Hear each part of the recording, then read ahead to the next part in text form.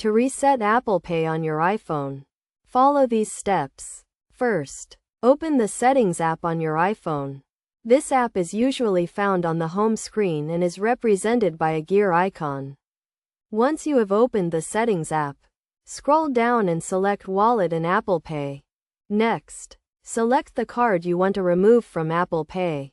You can do this by tapping on the card and then selecting the info icon, which is represented by a small blue circle with an eye in the center.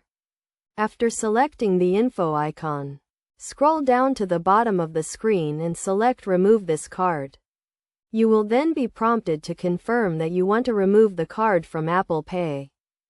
If you want to reset all of your Apple Pay information, you can do this by going to the Settings app and selecting Face ID and Passcode or Touch ID and Passcode, depending on which security feature your iPhone uses. Then, scroll down and select Reset Face ID or Reset Touch ID. And then select Reset Apple Pay. This will remove all of your Apple Pay information from your iPhone. It is also a good idea to contact your bank or card issuer to let them know that you have removed your card from Apple Pay. They can then verify that the card has been removed and cancel any pending transactions. To add a new card to Apple Pay, go to the Wallet app and select the plus sign in the top right corner of the screen. Then, follow the prompts to add your new card information.